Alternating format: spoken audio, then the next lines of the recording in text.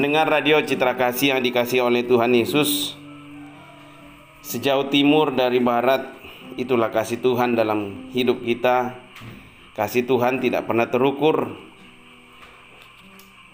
Marilah kita selalu memandang Allah yang kita sembah di dalam Yesus Kristus, bahwa Dia Allah yang tidak pernah meninggalkan kasih-Nya. Dia tetap mengasihi kita dalam segala keadaan yang kita hadapi. Pada pagi hari ini kita akan melihat bagian firman Tuhan yang diambil di dalam Bilangan 21 ayat 4 sampai kepada ayat yang ke-9. Bilangan 21 ayat 4 sampai yang ke-9. Saya harap pendengar radio Citra Kasih juga bisa membaca di dalam Alkitabnya di rumah atau dimanapun atau di handphone. Kita akan sama-sama melihat bagian firman Tuhan. Kita akan renungkan bersama-sama. Kalau kita lihat perikop yang diberikan oleh Lembaga Alkitab Indonesia, yaitu ular tembaga. Saya bacakan untuk kita semua. Setelah mereka berangkat dari Gunung Hor, berjalan ke arah Laut Teberau untuk mengelilingi tanah Edom, maka bangsa itu tidak dapat lagi menahan hati di tengah jalan. Lalu mereka berkata-kata melawan Allah dan Musa, "Mengapa kamu memimpin kami keluar dari Mesir, supaya kami mati di padang gurun ini? Sebab di sini tidak ada roti dan tidak ada air, dan akan makanan hambar ini kami telah muak." Lalu Tuhan menyuruh ular-ular tedung ke antara bangsa itu untuk memangut mereka, sehingga banyak dari orang Israel yang mati. Kemudian datanglah bangsa itu mendapatkan Musa dan berkata, "Kami telah berdosa sebab kami berkata-kata melawan Tuhan, dan engkau berdoalah kepada Tuhan supaya dijauhkannya ular-ular ini daripada kami." Lalu Musa berdoa untuk bangsa itu. Maka berfirmanlah Tuhan kepada Musa, "Buatlah ular tedung dan taruhlah itu pada sebuah tiang, maka setiap orang yang terpakut jika ia melihatnya akan tetap hidup." Lalu Musa membuat ular tembaga dan menaruhnya pada sebuah tiang. Maka jika seorang dipakut ular dan ia memandang kepada ular tembaga itu, tetaplah ia hidup. Mendengar radio Citra Kasih yang dikasih oleh Tuhan Yesus, kalau kita lihat dari bacaan kita dalam Bilangan bagaimana dikisahkan perjalanan bangsa Israel di padang gurun masuk ke dalam tanah perjanjian, itu tanah Kanaan, bagaimana mereka mengalami pengalaman mereka yang dicatat adalah pengalaman mereka bersama dengan Tuhan. Ada kalanya mereka bersungut-sungut karena masalah yang mereka hadapi. Ada yang kalanya mereka melawan Tuhan, melawan pemimpin, bahkan sampai mereka berbuat dosa yang membuat hati Tuhan sakit. Kalau kita baca di dalam bacaan kita pada pagi hari ini, ketika mereka menghadapi peperangan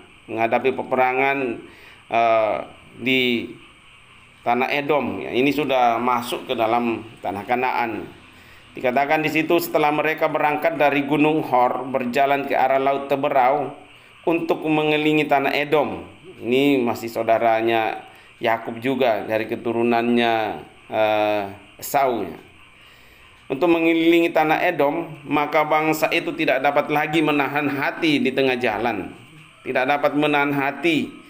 Ya, apa yang mereka alami, dikatakan di situ karena mereka tidak tahan, ya mungkin karena tidak ada makanan, tidak ada air, yang seringkali mereka membuat mereka bersungut-sungut kepada Tuhan. Ya, persoalan hidup, ya seringkali persoalan hidup membuat kita mempertanyakan atau marah-marah, misalnya marahnya kepada siapa? Kepada Tuhan, ya, sampai bertanya, kenapa harus seperti ini? Seringkali itu terjadi dalam hidup setiap orang. Ketika menghadapi masalah, pasti dia akan bertanya, ya, kenapa Tuhan seperti ini? Ya, itu juga yang dialami oleh bangsa Israel ketika mereka berjalan bersama dengan Tuhan. ketika Tuhan membebaskan mereka dari perbudakan di tanah Mesir, dan Tuhan membawa mereka kepada suatu tanah yang berlimpah susu dan madu, yaitu tanah Kanaan. Dan dalam kisah ini ketika mereka sudah memasuki tanah Edom, ya dikatakan di situ hati mereka tidak tahan lagi, ya, menghadapi ya banyak persoalan. Kita bisa bayangkan kalau berjalan di padang gurun, ya pasti banyak persoalan di sana. Ya, sama juga dalam hidup kita, dalam menghadapi hidup ini ya tidak enak. Ya, ada kalanya kita senang, ada kalanya kita sedih, ada kalanya kita susah, ada kalanya ya itulah warna kehidupan, ya. Tidak ada orang yang mulai lahir enak terus sampai mati, tidak ada, ya. Yang kita lihat ya mungkin kita membayangkan orang berhasil juga pasti ada masalah juga, ya. Pasti mereka punya masalah juga. Jadi setiap orang yang hidup di dunia ini pasti ada masalahnya, ya. Nah, dikatakan di situ bangsa Israel juga dalam berjalan bersama dengan Tuhan lewat padang gurun, mereka banyak masalah sampai ketika mereka sudah ada di tanah Edom, mereka bersungut-sungut lagi, mereka bertengkar lagi dengan Tuhan, bertengkar lagi dengan Musa, ya. Nah, pasti di dalam pertengkaran itu mereka akan membuat kesalahan, ya. Di dalam pertengkaran itu, di dalam perselisihan itu pasti mereka akan membuat kesalahan, dan kesalahan itulah yang membuat Tuhan murka, Tuhan marah. Kalau kita lihat di ayat 5, lalu mereka berkata-kata melawan Allah dan Musa. Ya, bukan hanya pemimpin yang dilawan, tapi Allah dilawan. Lalu mereka berkata-kata melawan Allah dan Musa. Apa kata mereka? Mengapa kamu? Ya, yang dimaksud ini Musa dan Harun. Ya, mengapa kamu memimpin kami keluar dari Mesir? Nah, coba bayangkannya. Artinya orang yang sudah dibebaskan di dalam perbudakan mereka ditindas, mereka tidak ada apa-apanya. Namanya juga budak, ya, orang yang disuruh-suruh, orang yang tidak punya hak, ya. Ketika mereka berseru kepada Tuhan, Tuhan mendengar seruan mereka dan Tuhan turun untuk menolong bangsa Israel yang sedang diperbudak di Mesir. Ya, umat Tuhan yang sedang diperbudak di Mesir, Tuhan tolong lewat seorang pemimpin yang namanya Musa.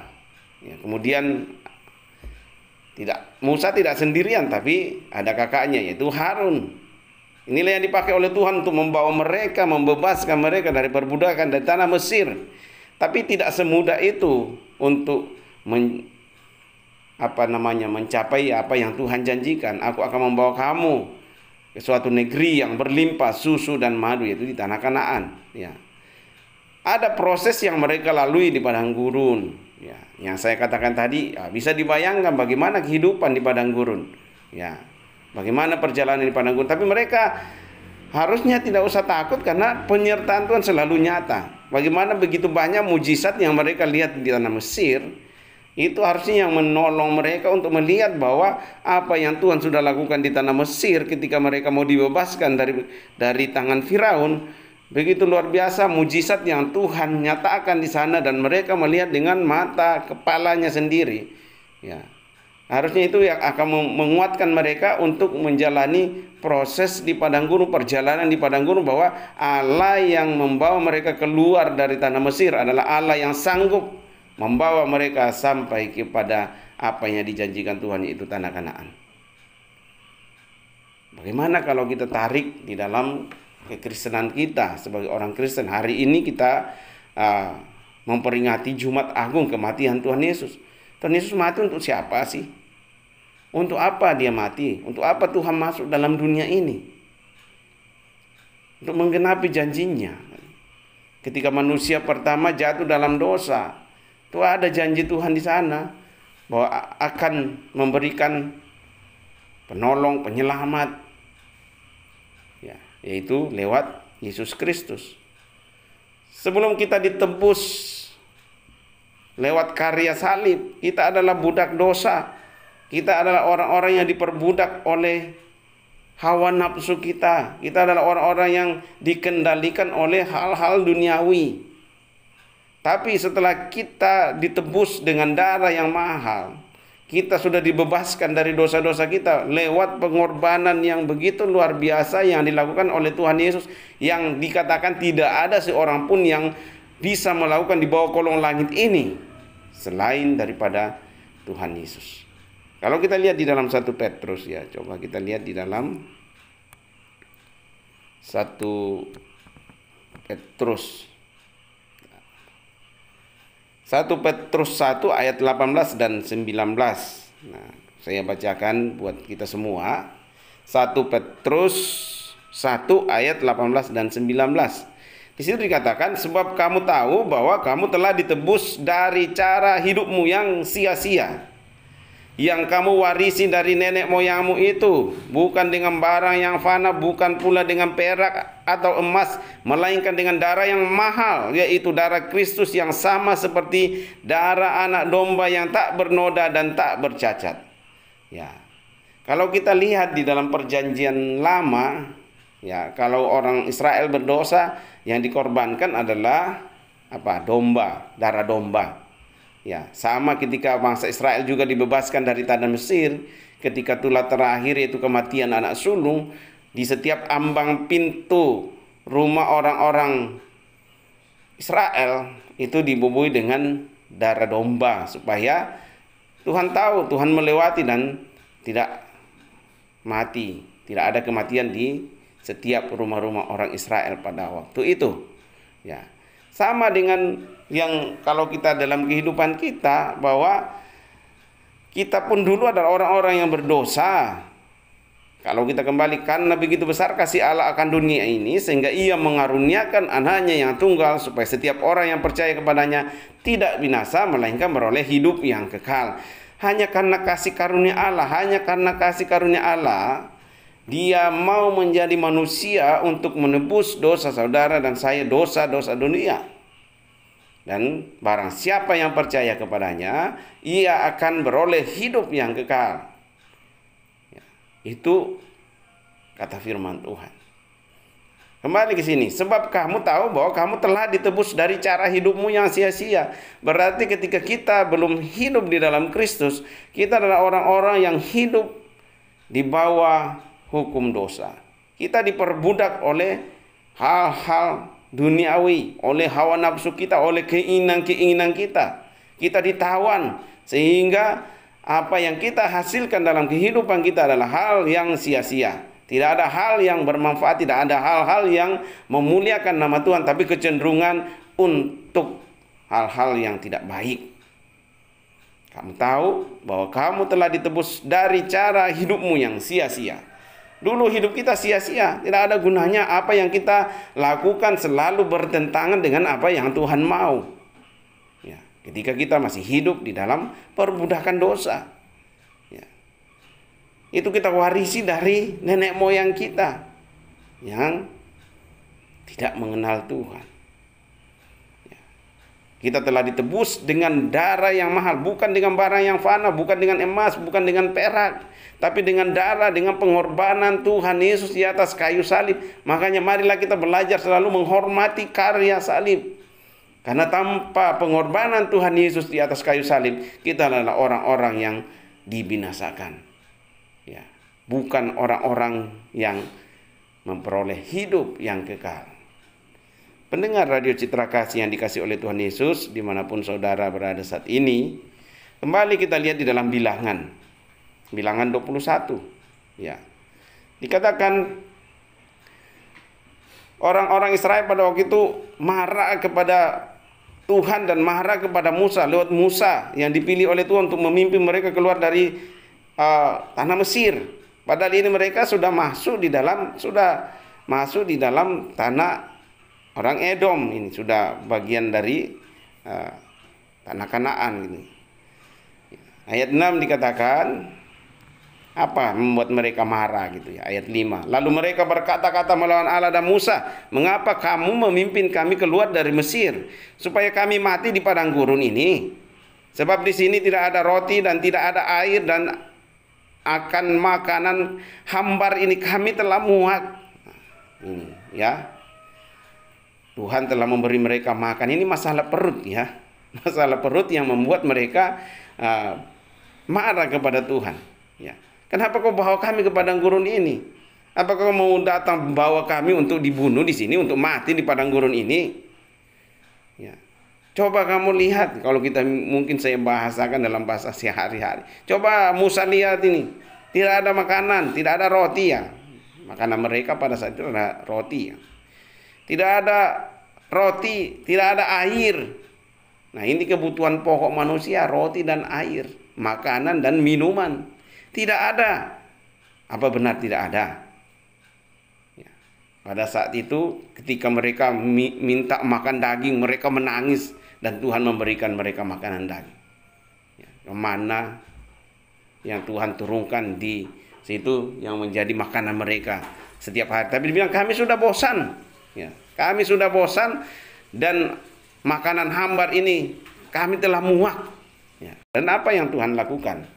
Di ayat 6 Tuhan berkata, lalu Tuhan menyuruh ular-ular tedung ke antara bangsa itu yang memangut mereka sehingga banyak dari orang Israel yang mati.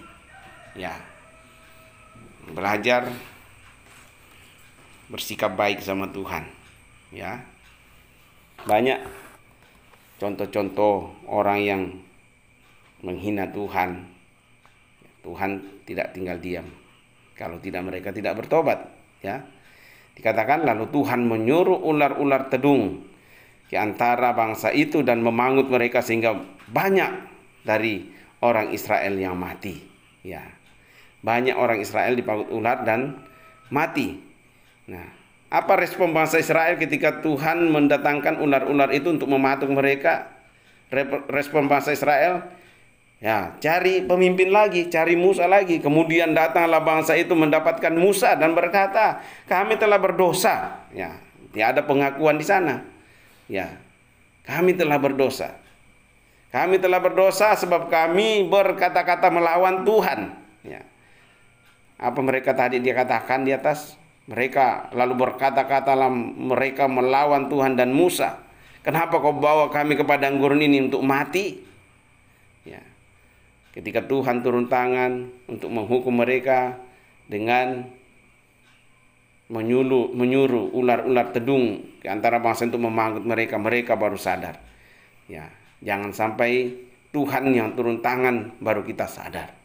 Ya, seringkali berkali-kali kita diingatkan oleh firman Tuhan, berkali-kali kita diingatkan oleh Tuhan lewat pemimpin kita, lewat kalau mungkin kita dalam bergereja, lewat hamba Tuhan yang ada di gereja kita, lewat khotbah-khotbah hamba Tuhan kita telah diingatkan, tapi kita keras kepala. Jangan sampai Tuhan yang turun tangan baru kita baru sadar. Seperti bangsa Israel ini, ketika Tuhan turun tangan, mereka akhirnya mencari Musa dan berkata, kami telah berdosa. Ya masih bagus kalau dia sadar. Tapi yang lebih parah kalau dia tidak sadar bahwa dia telah berbuat dosa. Nah, kami telah berdosa sebab kami berkata-kata melawan Tuhan dan engkau berdoalah kepada Tuhan. Ya, kembali lagi pemimpin, berdoalah kepada Tuhan supaya dijauhkannya ular-ular ini daripada kami. Lalu Musa berdoa untuk bangsa itu. Ya, 8 dikatakan, maka berfirmanlah Tuhan kepada Musa, buatlah ular tedung dan taruhlah itu pada sebuah tiang, maka setiap orang yang terpakut jika ia melihatnya akan tetap hidup. Ya, akan tetap hidup. Nah, ini penggambaran karya Yesus di kayu salib, ya. Bahwa setiap orang yang hidup di bawah kutuk dosa, setiap orang yang hidup di bawah perbudakan dosa, ketika dia memandang salib, ketika dia mau datang kepada salib itu, dia akan hidup, dia akan memperoleh hidup yang kekal. Dikatakan ayat 9, lalu Musa membuat ular tembaga dan menaruhnya pada sebuah tiang. Maka jika seorang dipakut ular dan ia memandang kepada ular tembaga itu, tetaplah ia hidup. Dengar radio Citra Kasih yang dikasihi oleh Tuhan Yesus. Pengorbanan Tuhan Yesus di kayu salib adalah suatu harga yang mahal. Tadi di dalam 1 Petrus 1 ayat 18 sampai 19 dikatakan, sebab kamu tahu bahwa kamu telah ditebus dari cara hidupmu yang sia-sia. Dulu hidup kita selalu fokusnya pada hal-hal duniawi sebelum kita mengenal Kristus.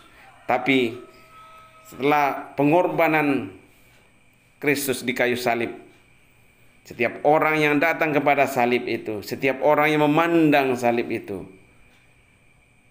akan memperoleh hidup yang kekal, sama seperti yang dialami oleh bangsa Israel ketika mereka dipakut ular dan memandang kepada ular tembaga yang dibuat Musa dan di atas perintah Tuhan. Ketika mereka dipakut ular dan memandang kepada tiang itu, mereka tetap hidup. Saudaraku yang dikasihi dalam Tuhan Yesus, kata Yesus, "Akulah jalan, kebenaran, dan hidup. Tidak seorang pun yang datang kepada Bapa kalau tidak melalui aku." Jalan memperoleh hidup yang kekal adalah lewat karya salib Tuhan Yesus di kayu salib. Kamu telah ditebus dari cara hidupmu yang sia-sia, yang kamu warisi dari nenek moyangmu itu, bukan dengan barang yang fana, bukan pula dengan perak dan emas, melainkan dengan darah yang mahal, yaitu darah Kristus, yang sama seperti darah anak domba Allah yang tak bernoda dan tak cacat. Hari ini kita memperingati Jumat Agung, di mana 2000 tahun lalu Tuhan Yesus bergumul di atas kayu salib, menahan penderitaan, dan Dia lewati semua itu untuk mendamaikan kita dengan Allah Bapa. Karena kita sebagai manusia yang berdosa tidak akan pernah menyatu dengan Allah yang kudus. Jalan satu-satunya untuk mendamaikan kita kembali dengan Allah adalah Dia sendiri masuk ke dalam dunia ini, mengambil rupa manusia,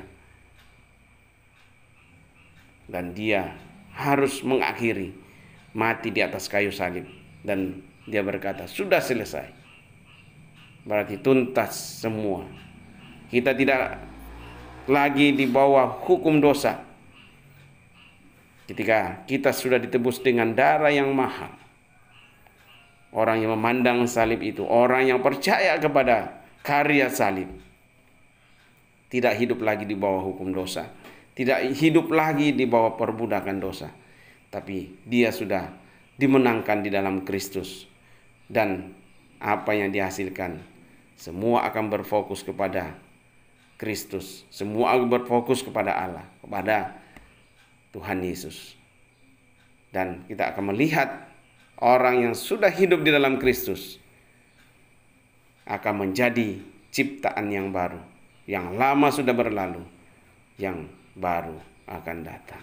Itu hidup yang selalu terpaut kepada Kristus, hidup yang selalu mengandalkan Tuhan Yesus. Kalau dulu kita selalu mengandalkan kekuatan kita, kalau dulu kita selalu mengandalkan hal-hal yang bersifat duniawi, tapi ketika kita sudah mengalami karya salib, kita akan selalu fokus kepada Tuhan. Apapun yang terjadi dalam hidup kita, kita akan selalu memandang kepada salib itu, kepada karya salib itu, bahwa Dia telah mendamaikan saudara, saya, dan Allah Bapa.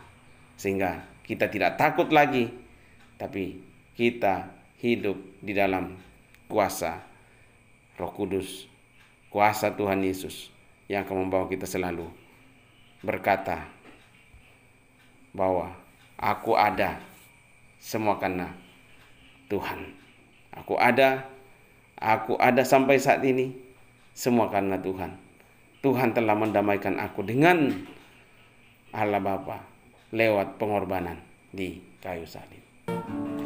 Mendengar Radio Citra Kasih yang dikasih oleh Tuhan Yesus dimanapun saudara berada saat ini, bagaimana implikasi karya salib, karya Tuhan Yesus, pengorbanan yang telah dilakukan 2000 tahun yang lalu bagi saudara dan saya. Kita sudah ditebus oleh darah Kristus, dikatakan sudah tuntas, sudah selesai, maka apa yang akan terpancar dalam kehidupan setiap orang-orang yang hidup di dalam Kristus, yang telah mengalami karya salib itu adalah orang-orang yang punya pikiran Kristus dalam dirinya.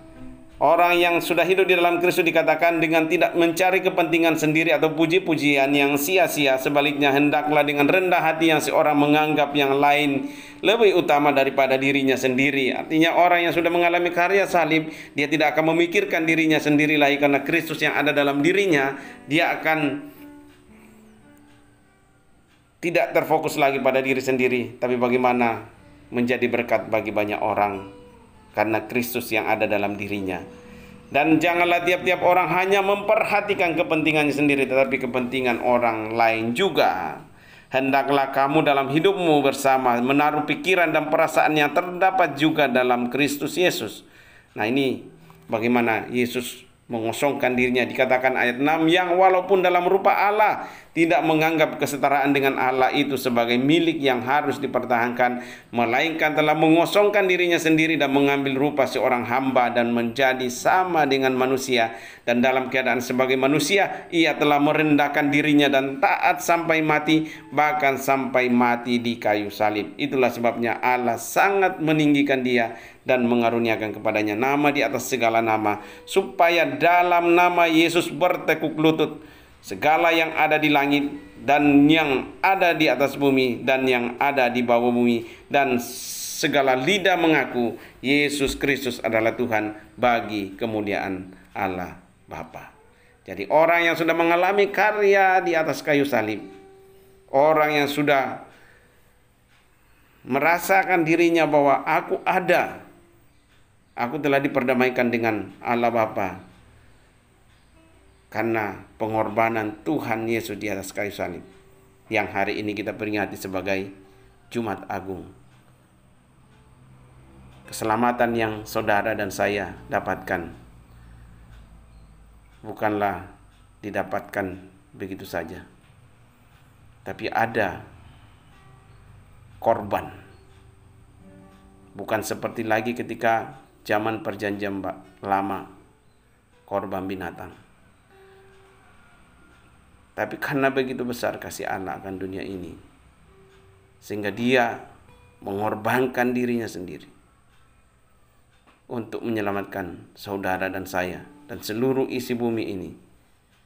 Barang siapa yang percaya kepada Yesus, barang siapa yang berseru kepada Yesus, barang siapa yang memandang salib itu, dia akan hidup. Dia akan memperoleh hidup yang kekal.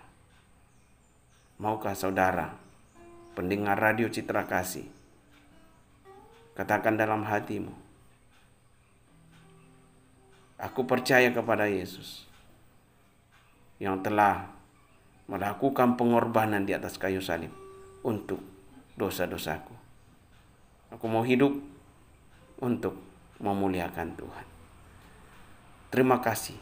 Belajar mengucap syukur kepada Tuhan. Seberat apapun kondisi yang kita hadapi, sesulit apapun kehidupan yang kita alami,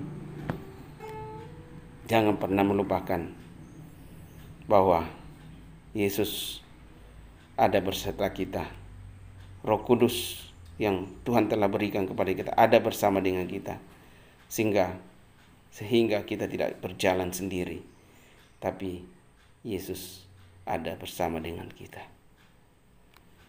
Pendengar radio Citra Kasih,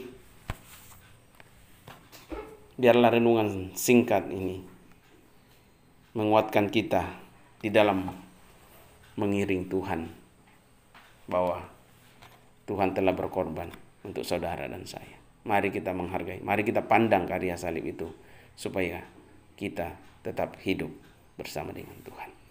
Tuhan memberkati kita semua. Kita akan masuk dalam pokok-pokok doa kita.